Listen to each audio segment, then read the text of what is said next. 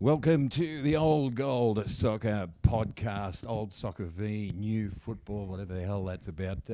It's Blakey and KP on deck for Eddie's edition 2. Hello, Kyle. G'day, Blakey. How are you? I'm actually very well now. I've got a little quiz for you. All Okay, right? Just fire a little away. quiz for you. I've got a question for you. Which was the worst ever idea? So in 02-03, and I forgot about this, in 02-03, I think it was the second last season, they played 26 home and away rounds, and then they played, the top 6 played 10 more rounds. They were the finals. They played home and away, and the two teams at the top of the table, of the second table, played in the grand final. That's idea number one, which is crap. In I think it was 94, 95, I can't remember exactly, but they had no games ended in a draw. Every game ended in a penalty shootout, and the allocation of points was completely skewed. That was a that was a cracker. Wasn't that a great idea? Or the third one, which I always enjoyed, after finding out that finals and grand finals were something that was palatable to the general public. In 1987, as I recall, when they cleaved half the league away and went back to one division and no finals, that happened to be the year that Apia went undefeated in its first 21 games, and the league was over with two months to go. It was like a drive-in movie theatre after a busy Saturday night. There was dead rubbers everywhere. I do remember. I do remember those howlers and others. To pick one of those, I would think the traditionalists going back to first past the post. In the very year that Apia won it by about 20 points. Rally Rasic, of course. That absurdity, that absolute stupidity of these traditionalists, many of whom, I've got to say, were not Australian football fans, because if they were, they never would have done it. They were all snobs from Europe, Euro snobs, I'll call them. Oh dear, in England, we don't have a grand final. Oh dear, we have first past the post. I want to condemn the authors and the people who implemented that idea as the most stupid people ever to run Australian football. And we put a pin in that, and by God, you need promotion and allegation. First, it doesn't. It's just not relevant to. This is where Major League Soccer, MLS, pitch to your market, find your market, and we weren't doing that. First past the post is crap. Name me. I think I know. I went through this in my head a while back. There's not very few sports in the world that embrace first past the post. There's always a World Cup has a final, a grand final, yes. You know, and the Olympic 100-metre sprint. They have, the heats and then the semi-finals, and then you have a final. Boxing, World Heavyweight Boxing Championship. It's not decided on relative records against common opponents. You have to get in the ring and bash it out. It's just completely ridiculous. And the biggest crowd every year, that I remember in the game of soccer or new football, the biggest crowd is always the grand final crowd. Yeah, and to take your point further, you have also investigated some of the great enduring lies of Australian soccer. So we've just gone through some of the greatest administrative stuff-ups that affected the play or the field of play. Let's go back to some of the spin doctoring, some of the hype, some of the hyperbole, the rhetoric that was cast upon us. These are the 4 biggest lies that continue to be perpetrated on this game in this country. And I'll go through it with you. So first of all, the biggest lie number 1 is wait until we get to the next World Cup finals. That'll push the game over the top. Well, we waited, 78, 82, 86, 90, 94, 98, 2002. Finally, in 2006, the dream came true, didn't it? Is the game over the top? Is it near the top? Are we even glimpsing the top from where we are? No. 2010, 2014, etc. 18, 22. They're lies. They're just, it doesn't work like that. It's going to the World Cup finals is great. It's great for the profile of the game, but it's like the Olympic Games. People get interested for 2 weeks and then it's done. You're gone. Okay, right? So Blake, that's number one lie was that the next World Cup was going to solve all our problems. Push us over the top, as you say. Number 2, this is going to push us right over the top. If we can ditch soccer and replace it with football, that's worked a bloody treat, hasn't it? Yeah. I mean, that's pushed the game right over the top, except it hasn't. Except it's confused us, as I say earlier. We've We've had trying to differentiate ourselves from rugged buggers and AFL types, and now we're back in the morass, in the thick of it, fighting over the name football when we had our perfectly good name, Blakey, soccer. I couldn't agree with you more, but it'll push the game over the top. Okay, here's a good one, and this has happened 3 times to the best of my memories, in a very real way. If we can just rid the game of this ethnic element, it'll push the game right over the top. You dickheads. It's never... Oh, dear. No. All you're doing is ostracising your main stakeholders. Well, look, there's evidence to say this. The 2 most popular clubs in the A-League era have been so-called clubs built with ethnic fans. I'll say them. Melbourne Victory, Western Sydney Wanderers. They weren't some sort of white bread, let's just have the kiddies in the front, like some sort of Big Bash cricket type crowd. These were authentic fans. Yes, they did cause a bit of grief, Blakey. There was flares. There was rude chants.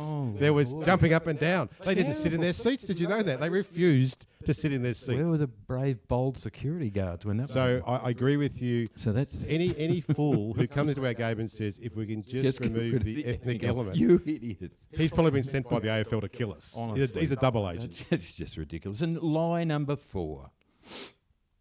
Hi, look, I'm just a fresh new face out of any one of these. Another sporting code, a marketing career, university, politics, or the media. And I've got this really good idea on how to get the game pushed over the top. Well, that's where and that's what leads to the ridiculous kind of, we were talking about the finals format, this one element, but there's so many parts of that where they come in, they've got the revolving door policy, someone comes in, I'm a bright new face, he's got his ponytail happening or his hair hat. They are those 4, and I know because we've been around since the mid-70s covering the game, and you've heard these things over and over and over and over, and none of them are pushing the game anywhere near the top. And none of these smarties ever think to go and stand on the terraces with fans. For example, I was actually part of that terrible experiment of no draws having penalty shootouts. You know what they did? You know what they did? They didn't go and ask anybody and said, what do you think of penalty shootouts? Well, when my team has played all year and it's the grand final and we've battled to a draw, I hate it. It's exciting. It's enthralling. It kills me. But suddenly when you see a penalty shootout every weekend behind every boring 0-0 draw, it killed one of the things that we had that used to drive TV ratings. So that's the madness of not going to listen to the people on the terraces, because they'll be blunt with you, Blakey. They would say to somebody, are you mad? Are you mad with that idea? And yet we spent a season doing it. Oh, look, and this comes out, and I know we had the conversation about this, but, you go back to 1981, right? Yeah. I just got a job at the Sunday Observer doing a double-page spread, and it was very exciting. On soccer. On soccer, yeah. It was soccer back then.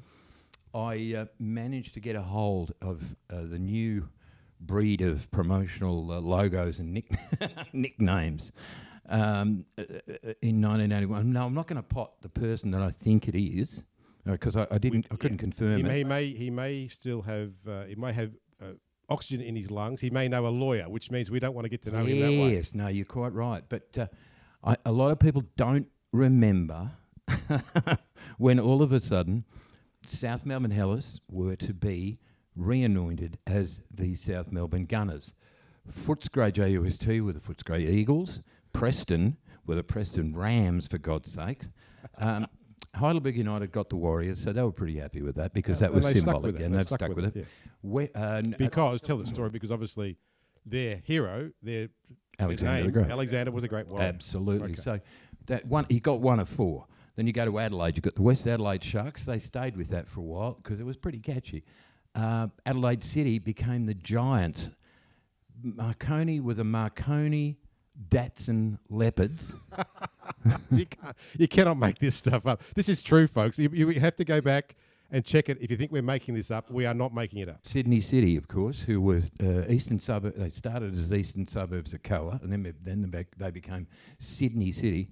And then in 1981, they were rebranded as the Sydney City Slickers, and their logo was like the Monopoly bloke with a top hat and a monocle. And none of these stuck, but we paid, as I understand it, a fairly rich penny to get this all done for us, and it was forgotten within 6 months. But this is a sort of absurdity that we try, and that was the first time, and it was very subtle, but that was the first time we really tried the old ethnic cleansing as well. If we can just get rid of the ethnic names and rebrand them into things that nobody cares about. And the funny thing was that the South Melbourne Gunners continued to play at Middle Park, continued to cook souvlaki, continued to say, hair las, hair las. Nothing changed apart from some clown had put the word Gunners on the program or something like that. Yep. But you're right. And this is, again, the people who have loved our game to death. And it's been done over and over. And potentially was done again in the modern era. I'll add this to your list. If you know football, you know that derby games are the life and soul of the game. My village against your village. I get on the train or a bus or in my car with the mates, and I go to your ground, and I want nothing more for my team to win and just take the absolute piss out of your team. So what did we do with the start of the A-League? We had no derbies. We had one team per city. And it took them quite a while to go, something's missing here. So that was another howler you can add to the list. It's ridiculous, isn't it? And you're talking about, I love the way you described the derby games, and that you're getting with, going with your mates. And there is something wonderful about playing at home and having a home and going to a home, and you know exactly where you want to stand or sit.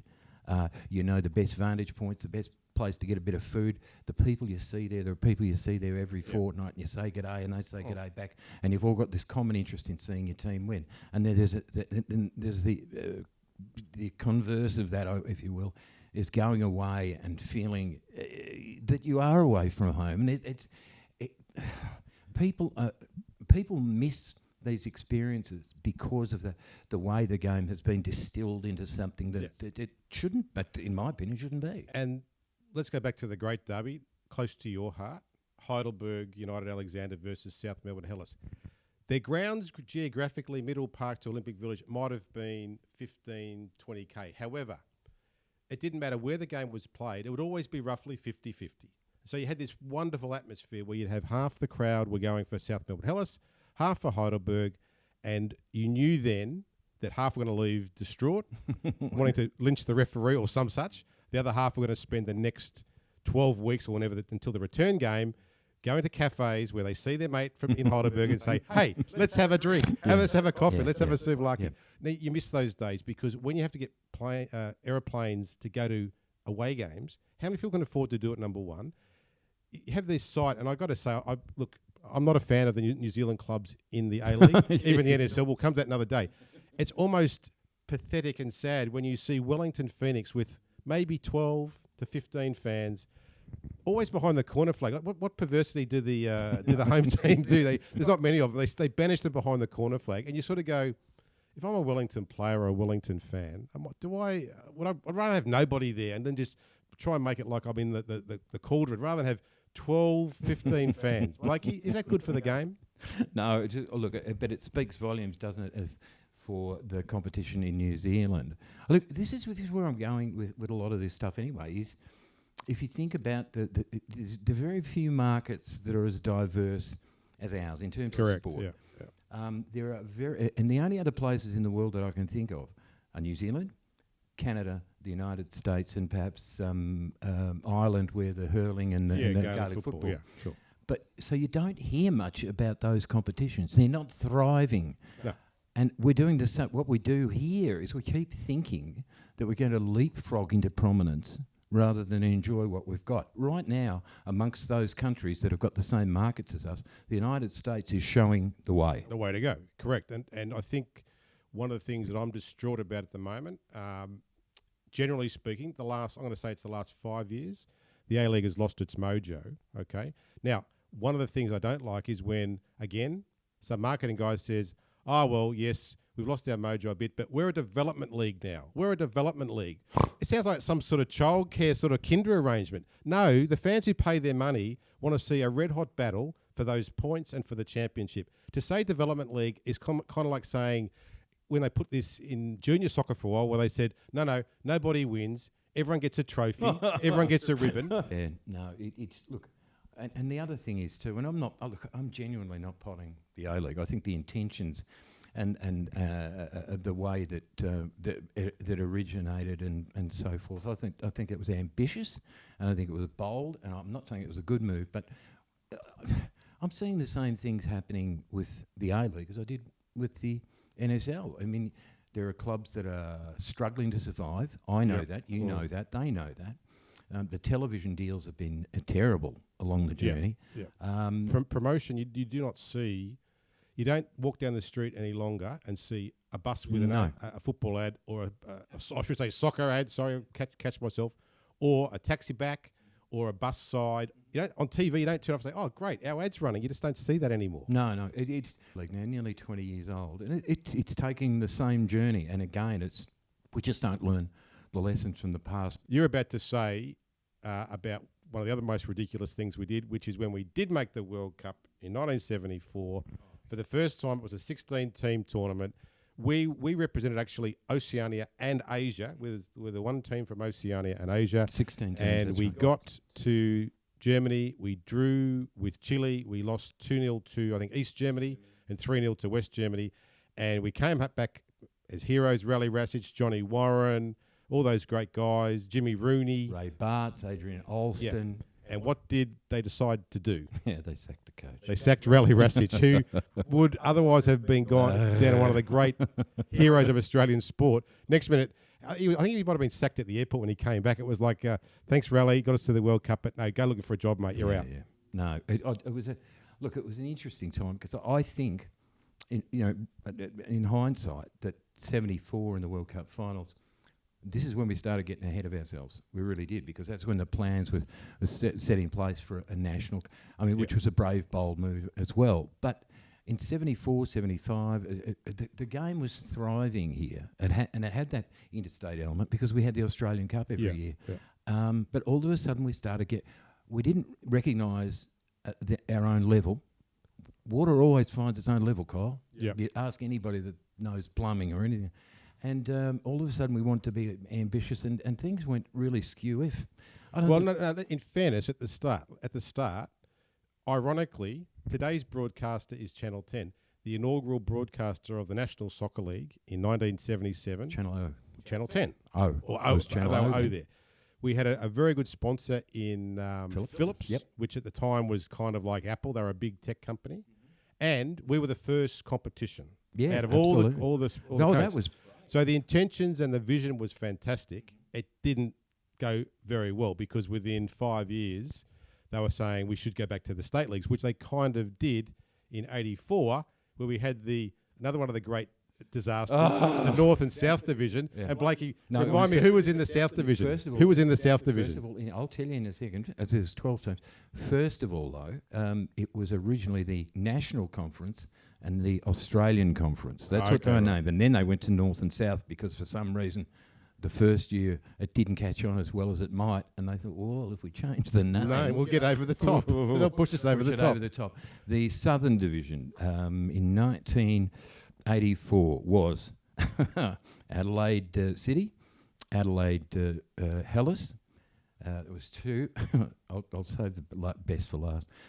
In Victoria, it was South Melbourne, Heidelberg, Preston and Footscray, along with Juventus, who were elevated. Green Gully. It's fair to say Melbourne, Croatia were there as well. George Cross and Melbourne, Croatia. So that's and Green Gully. And Green Gully. 10. Yeah, I said Green Gully. You should listen to my actual words, Kyle. This is and so that's 10. And the other two teams in the Southern Division were Brisbane City and Brisbane Lions. How?